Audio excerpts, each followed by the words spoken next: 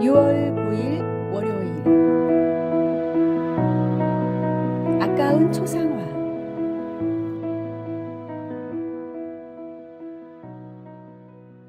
어떤 부자가 유명한 화가를 찾아가 초상화를 주문했습니다.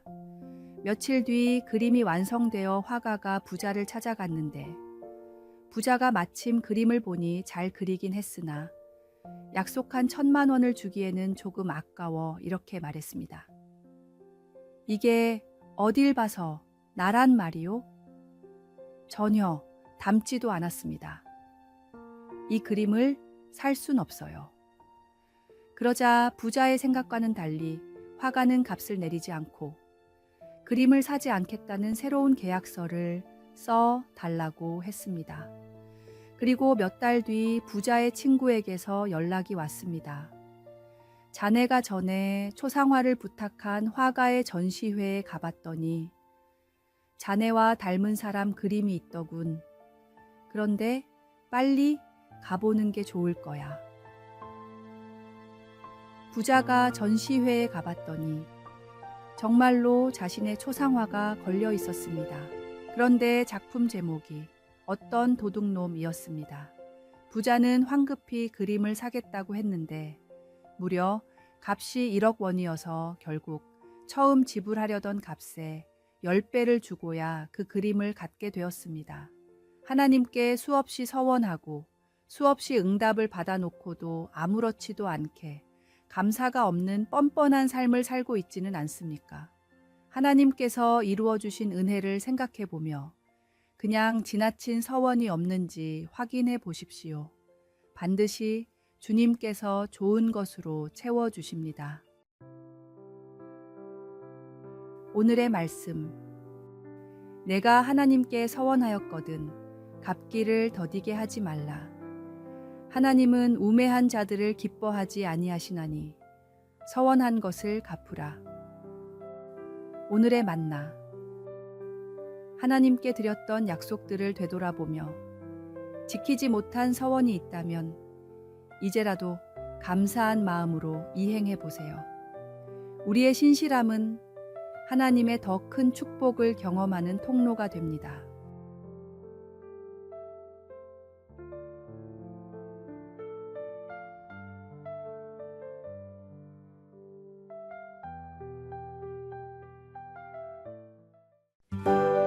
(6월 10일) 화요일. 손으로 쓰는 말씀. 최근 들어 교회에 진짜 성경책을 들고 오는 사람들은 점점 줄고 있습니다. 대신 스마트폰의 어플을 이용하고 많은 대학생들이 이젠 필기도 공책이나 주보가 아닌 태블릿이나 노트북으로 합니다. 그런데 학자들의 연구는 이와 정반대입니다. 증강현실을 이용한 최신식 전자책보다 종이책을 볼 때 아이들의 집중력이나 학습 성취도가 거의 2배 이상 높았고 키보드와 타블릿을 사용해 글을 쓰고 공부한 아이들보다 직접 손으로 써가며 한 아이들이 훨씬 월등한 학습 능력을 보여주었습니다. ADHD 같은 학습 장애도 발생 확률이 50% 정도로 적었으며 기억력은 80%, 성적은 30%가 더 높았습니다. 종이를 실제로 보고 손으로 글을 쓰는 과정은 뇌를 훨씬 활성화시키고 자극하는 과정이기 때문에 얼핏 구시대적인 방식처럼 보이지만 사실은 가장 뇌를 발달시키는데 효율적인 방법이라는 사실이 스마트 시대가 다가올수록 밝혀지고 있습니다. 종이로 보고 손으로 쓰는 공부가 효과적이듯이 아직은 책으로 보고 손으로 쓰는 말씀이 묵상하는데 더 효과적입니다. 성경을 읽고 묵상하며 필기하는 과정은 단순히 정보를 얻는 것 이상의 의미가 있습니다. 그것은 하나님의 말씀을 더 깊이 새기는 거룩한 과정입니다. 오늘의 말씀. 내가 주의 법도들을 작은 소리로 읊조리며 주의 길들에 주의하며 주의 율례들을 즐거워하며 주의 말씀을 잊지 아니하리이다. 오늘의 만나. 오늘 하루 성경의 한 구절을 종이에 직접 손으로 써보고 그 말씀이 당신의 삶에 어떤 의미인지 짧게 적어보세요. 이 작은 실천이 말씀을 더 깊이 기억하고 마음에 새기는 소중한 시간이 될 것입니다.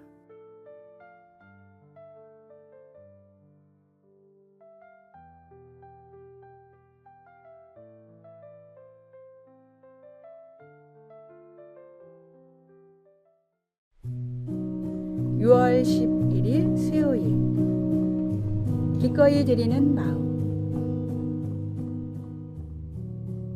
한 심리학자가 부탁에 대한 흥미로운 실험을 했습니다. 한 동네를 찾아가 먼저 다음과 같은 부탁을 했습니다. 6시간 동안 해야 하는 봉사활동이 있는데 혹시 그중 1시간만 참여해 주실 수 있나요? 응답자의 약 50%가 시간을 내주겠다고 대답했습니다. 그런데 다음으로 6시간짜리 봉사활동이 있는데 그중 시간이 되는 만큼 좀 참여해 주실 수 있나요? 라고 물었더니 20%의 사람들만이 돕겠다고 했습니다. 마지막으로 봉사활동을 1시간만 도와주실 수 있나요? 라고 무작정 1시간을 요청했습니다. 그러자 16%의 사람들만이 돕겠다고 말했습니다. 똑같은 봉사활동도 몇 시간짜리를 얼마나 돕느냐에 따라 응답률이 달라진 것입니다. 이와 마찬가지로 내가 가진 모든 것이 하나님께서 주신 것이라는 생각을 하게 되면 11조도 아깝지 않고 남을 돕는 구제의 헌금도 아깝지 않습니다. 그 믿음이 심중에 있어야만 진실로 겸손할 수 있고 감사할 수 있습니다. 시간이든 돈이든 내 것의 일부를 하나님께 드린다고 생각지 말고 하나님이 맡기신 것을 기꺼이 드린다고 생각하십시오. 이런 마음가짐이 있을 때 우리의 봉사와 헌신은 억지가 아닌 기쁨이 되고 하나님께서 더 큰 축복으로 채워주실 것입니다. 오늘의 말씀. 각각 그 마음에 정한 대로 할 것이요. 인색함으로나 억지로 하지 말지니 하나님은 즐겨내는 자를 사랑하시느니라. 오늘의 만나. 내가 가진 것들이 모두 하나님께서 주신 선물이라는 관점으로 바라보세요. 이 관점의 변화가 나의 헌신과 봉사의 태도를 완전히 새롭게 할 것입니다. 하나님께 기쁨으로 드리는 작은 실천을 시작해 보십시오.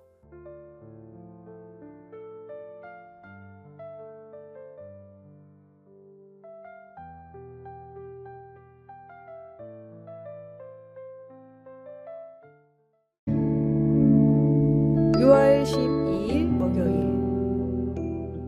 세관원의 망치.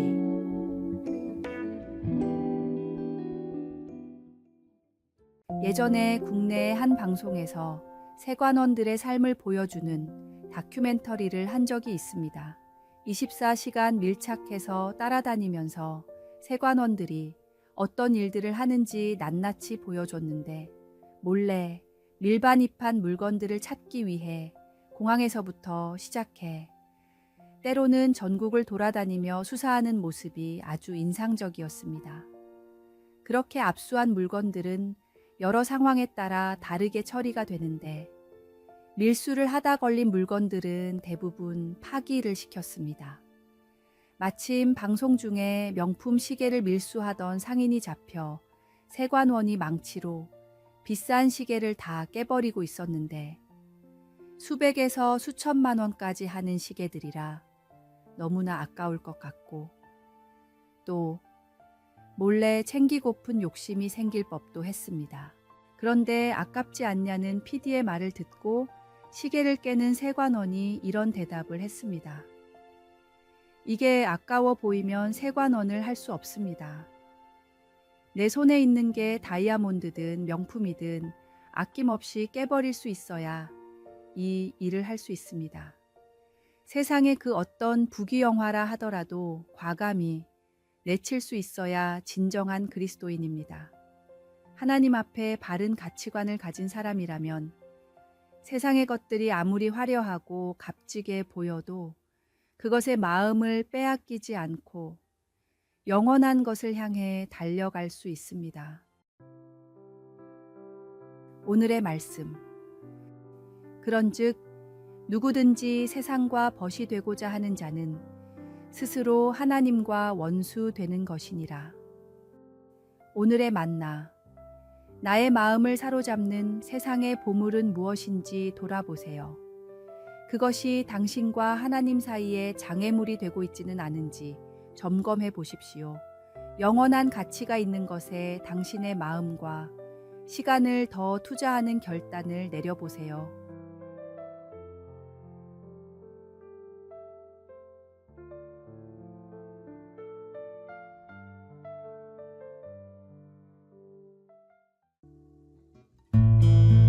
(6월 13일) 금요일. 그럼에도 할 수 있습니다.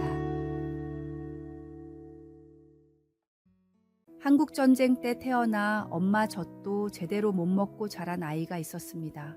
워낙 어려웠던 때라 미군한테 구걸을 하며 줄인 배를 채웠고 청년이 돼서는 시장에 떨어진 시래기를 주워 먹으며 살다가 군대에 끌려갔습니다. 그런데 그렇게 힘든 군 생활 속에서 하나님을 만나고 신앙 생활을 하게 되었습니다. 주님을 만나고 이 청년에게 놀라운 변화가 일어났는데 너무 힘들게 자라 모든 것을 부정적으로만 보던 시각이 주님이 함께 하시면 할 수 있다라는 시각으로 변하게 되었습니다. 제대를 한 뒤엔 배운 것도 없고 가진 것도 없었지만 무조건 할 수 있다는 생각을 가지고 제약회사의 영업직으로 들어갔습니다. 일을 배우고 사람을 만날 때마다 벽을 느꼈지만 그때도 주님과 함께하면 된다는 믿음으로 밀고 나갔습니다. 10년 동안 뛰어난 실적을 올렸던 청년은 어느새 수십 개의 나라에 수출을 하는 국제적인 제약회사의 대표가 되었습니다. 한국 유나이티드의 강덕영 대표님은 자신의 성공 비결을 사람들이 물을 때마다 항상 똑같이 대답합니다. 하나님을 의지하고 최선을 다한다면 그럼에도 불구하고 할 수 있습니다. 나는 할 수 없는 일도 하나님은 하실 수 있습니다. 능치 못할 일이 없는 하나님을 더욱 의지하고 더욱 신뢰하십시오. 오늘의 말씀. 내게 능력 주시는 자 안에서 내가 모든 것을 할 수 있느니라. 오늘의 만나. 오늘 당신 앞에 놓인 어려운 상황에 나는 할 수 없지만 주님과 함께라면 할 수 있다고 선포해 보세요. 부정적인 생각과 한계의 벽을 넘어설 때 하나님의 능력이 당신을 통해 놀랍게 역사하실 것입니다.